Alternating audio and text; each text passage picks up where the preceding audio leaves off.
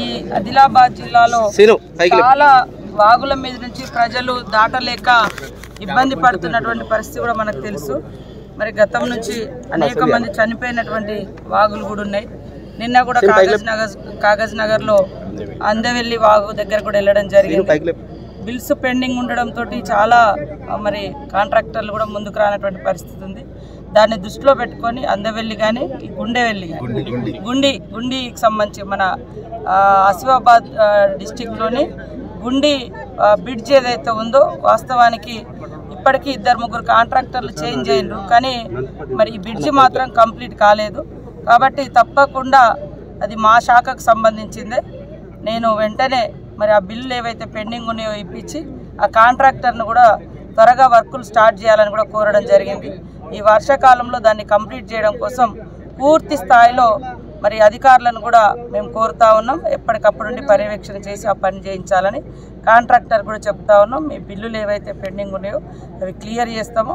కానీ వర్క్ మాత్రం కంప్లీట్ చేసి ప్రజలకు మంచి రోడ్డు రవాణా వ్యవస్థను మెరుగుపరిచి ప్రజల యొక్క ప్రాణాలను కాపాడుకోవాల్సిన బాధ్యత ఉంది. గర్భిణీ స్త్రీలు కూడా దాటలేక మరి వాగుల దగ్గర మరి జోలేల మీద తీసుకెళ్లడం, ఆ క్రమంలో అక్కడే డెలివరీస్ అవ్వడం కూడా ఇట్లాంటివి మనం అనేకం చూసినాం. ఏజెన్సీ ప్రాంతాల్లో ఇట్లాంటి సంఘటనలు పునరావృతం కాకుండా ఇవన్నీ కూడా కంప్లీట్ చేస్తాం. ముఖ్యంగా ఫారెస్ట్ డిపార్ట్మెంట్ వారు కూడా ఏవైతే చాలా పెండింగ్ ఉన్నటువంటి వాటిని కూడా తొందరగా క్లియర్ చేయాలని కూడా మేము PCCF గారిని కూడా కోరడం జరుగుతూ ఉంది. తొందరలోనే గుండి బ్రిడ్జ్ కంప్లీట్ అయిపోతుంది. అది ఇంకా నాకైతే తెలియదు. మిగతా జిల్లా కూడా వెనుకబడ్డ జిల్లాలలో వెనుకబడ్డ ప్రాంతంలో ఇదొకటి.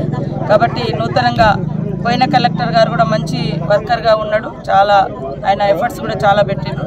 ఇప్పుడు వచ్చినటువంటి కలెక్టర్ గారు కూడా చాలా ఉత్సాహంతో పనిచేస్తున్నారు. వారికి పూర్తి సహాయ సహకారాలు సంపూర్ణంగా వాళ్ళ అధికారాన్ని వారి యొక్క బాధ్యతలను వినియోగించుకొని ఈ నియోజకవర్గము ఈ జిల్లా అభివృద్ధి కోసం పాటుపడాలని కూడా మా అధికారులందరికీ ఈ గతంలో చెప్పినాం. ఇప్పుడు కూడా వారికి మరొకసారి దిశానిర్దేశం చేయడం కోసం ఈరోజు మీటింగ్ కూడా పెట్టుకోవడం జరిగింది. Only officials meeting. ఎందుకంటే ఈ 2 months మళ్ళీ కోడ్ రావడంతో మరి అధికారికంగా మేము వారిని ఎలాంటి మీటింగ్స్ కానీ గైడెన్స్ కానీ ఇవ్వలేని పరిస్థితి ఉంటుంది. కాబట్టి ఈరోజు ఆదిలాబాద్ జిల్లాలో ఉన్నటువంటి ఆల్ కలెక్టర్స్, SPs, DFO, అదేవిధంగా DFOs, RWS ఇట్లా DPOs తోటి మీటింగ్స్ పెట్టుకోవడం జరిగింది. ముఖ్యంగా వారికి ఇక్కడ ఉన్నటువంటి మంచినీటి సమస్య, డెవలప్మెంట్ ఇష్యూస్ ఎక్కడ కూడా పెండింగ్లో ఉండకుండా వారి కార్యక్రమాన్ని వాళ్ళు కొనసాగించే విధంగా కూడా ఈరోజు వారికి దిశానిర్దేశం చేసుకొని మరి ముందుకు వెళ్తాము. మీరందరూ కూడా మాకు సహకరించాలని మిమ్మల్ని అందరూ ఉంది. రోడ్డు రవాణా వ్యవస్థ